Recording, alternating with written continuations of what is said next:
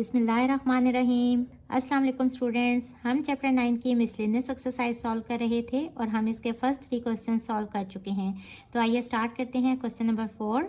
Lecture start करने से पहले मेरे चैनल को लाइक, सब्सक्राइब और शेयर ज़रूर कीजिएगा। Question is it possible to have a polygon whose sum of interior angles is 7200। वो पूछ रहे हैं कि क्या मुमकिन है ऐसी पॉलीगॉन ड्रा करना जिसके सारे इंटीरियर एंगल्स का सम 7200 हो। करके देख लेते हैं। हमें पता है formula sum of all interior angles of a polygon, ये किसके इक्वल होते हैं n-2 इंटू 180।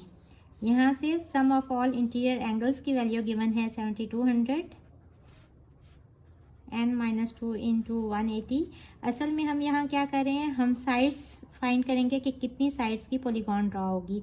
अगर तो ये कोई नंबर हुआ यानी कि डेसिमल ना हुआ तो फिर इट मीन्स कि हम ऐसी पॉलीगॉन ड्रा कर सकते हैं। अब इसको सॉल्व करें। 180 n-360,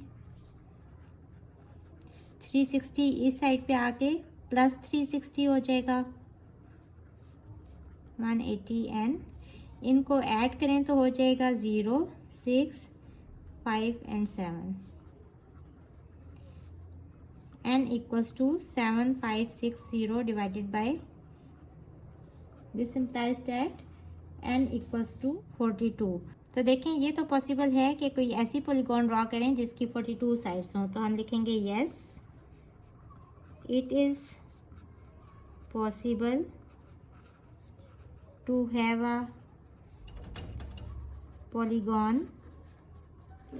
having 42 sides whose sum of interior angles is 7200। Question number 5 is find the measure of each angle of a regular nonagon. Nonagon का मतलब है कि पॉलीगॉन हैविंग 9 साइड्स यानी कि n इक्वल्स टू 9 और रेगुलर है यानी कि सारे एंगल्स इक्वल मेजरमेंट के होंगे। अब हमने ईच एंगल फाइंड करना है तो हमें पता है सम ऑफ ऑल इंटीरियर एंगल्स का क्या फार्मूला होता है n-2 इंटू 180 डिग्री। लेकिन जब हमने ईच इंटीरियर एंगल फाइंड करना हो तो इसका क्या फार्मूला है, इसको डिवाइडेड बाय n कर देते हैं। अब n गिवन है 9 तो 9 पुट करेंगे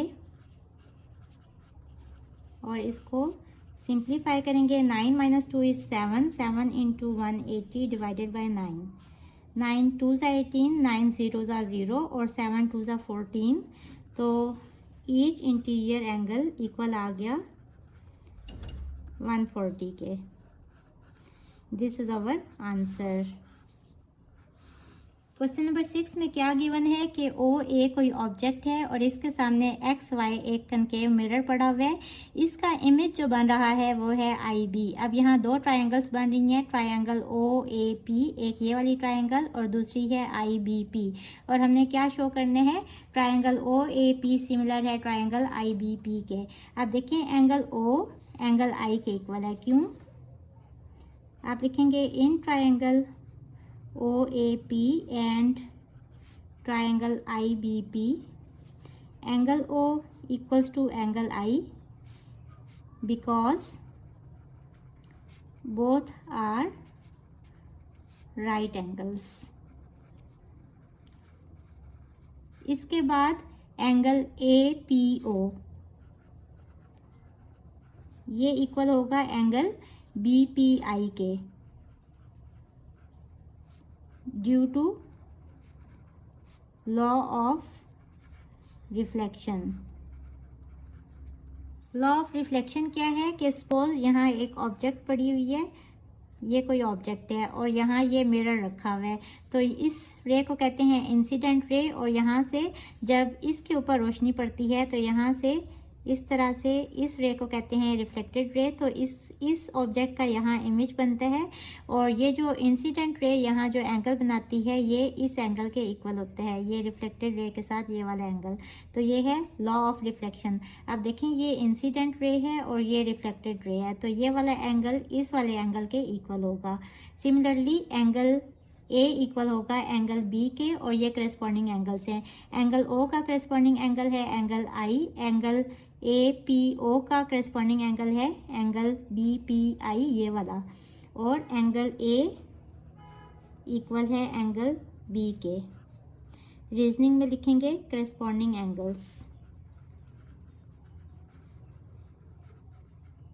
वैसे भी आप देखें कि ये दो ट्रायंगल्स हैं, दो एंगल्स दोनों में सेम हो गए। ये 90 का एंगल है तो ये वाला भी 90 का एंगल है। सपोज ये एंगल है 50 का तो ये एंगल भी होगा 50 का। अब हमें पता है कि किसी भी ट्रायंगल में sum of all angles of a triangle equal होते हैं 180 डिग्रीज के। तो 90 प्लस 50 प्लस ये वाला एंगल इक्वल होगा 180 के, और वहाँ से ये वाला एंगल आ जाएगा 40 के। इसी तरह इसमें भी ये एंगल 90 का है, ये 50 का है, तो यहाँ से ये भी आ जाएगा 40 का, यानी कि ये एंगल और ये एंगल इक्वल आ जाएगा। अब तीनों एंगल्स इक्वल आ गए तो this implies that triangle OAP is similar to triangle IBP के। ये हमारा प्रूफ हो गया। क्वेश्चन नंबर 6 का सेकंड पार्ट है find height of object OA, यानी कि ये वाली हाइट हमने फाइंड करनी है कि ऑब्जेक्ट कितनी बड़ी है। If IB equals to 2 centimetre, IB यानी कि ये लेंथ गिवन है 2 सेंटीमीटर, जो इमेज बन रहा है वो कितना है 2 सेंटीमीटर का। OP इक्वल है 10 सेंटीमीटर के, यानी कि ये मिरर से कितना दूर पड़ी हुई है ऑब्जेक्ट 10 सेंटीमीटर। और IP गिवन है, यानी कि यहाँ से यहाँ तक ये कितना गिवन है 4 सेंटीमीटर, यानी कि इमेज इस मिरर से कितना दूर बन रहा है 4 सेंटीमीटर। अब चूंकि ये दोनों ट्रायंगल सिमिलर हैं, as triangle OAP is similar to triangle IBP, तो इनकी करस्पॉन्डिंग साइड्स की रेशो भी सेम होगी। यानी कि OA की करस्पॉन्डिंग साइड है IB, तो OA ओवर IB इक्वल होगा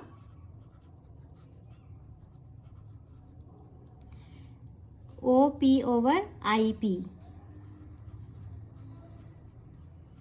देखें OAP इस वाली ट्रायंगल की करस्पॉन्डिंग साइड कौन सी है OP, और इसके करस्पॉन्डिंग IBP की साइड कौन सी होगी IP, तो OP over IP। Values put कर लेंगे। OA हमने फाइंड करना है। IB कितना गिवन है 2 सेंटीमीटर, OP गिवन है 10 सेंटीमीटर और IP है 4 सेंटीमीटर। क्रॉस मल्टीप्लाई करेंगे 2 यहाँ आ जाएगा। OA equals to 10 multiply by 2 divided by 4।